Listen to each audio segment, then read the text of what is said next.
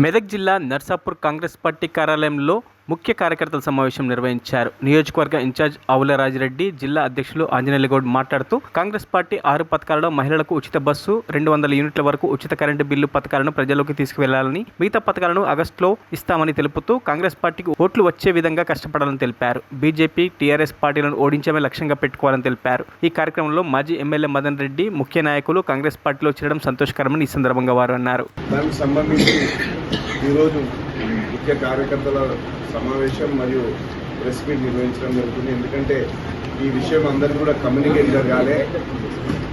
మరి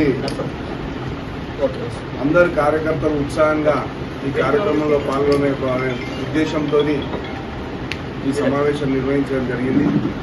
కాకపోతే ఈరోజు వేరే ముఖ్యమంత్రి గారిని కలవడం ఒకటి, రెండవది ఈరోజు ఇంకొక సెట్ ఈరోజు మంచిగా ఉందని చెప్పి మెదక్ ఎమ్మెల్యే రోహిత్ గారు మరి నేను జిల్లా అధ్యక్షుడు బదలను కూడా అడిగినప్పుడు పెళ్లిలు అవి ఉన్నాయి కాబట్టి మమ్మల్ని బొమ్మన్నాడు. అందరం కలిసి ఈరోజు కూడా ఒక సెట్ వేయడం జరుగుతుంది.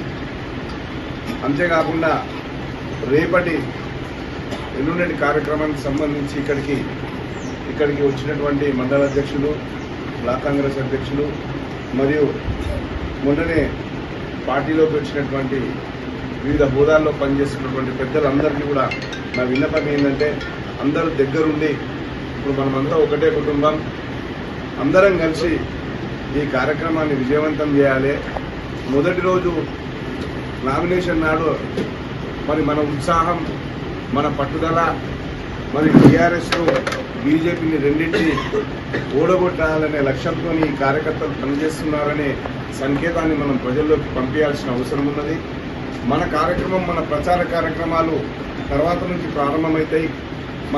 మన మేనిఫెస్టో ఏంది, మరియు బీఆర్ఎస్ ప్రభుత్వం ఇంతకుముందు పనిచేసిన ప్రభుత్వం ఏం చేయలేకపోయింది, మరి మనం ఏమైతే 6 గ్యారంటీలు ఇచ్చినాం, 6 గ్యారంటీల్లో మనం ఎన్ని గ్యారంటీలు మనం ఇప్పటివరకు అమలు చేశాం.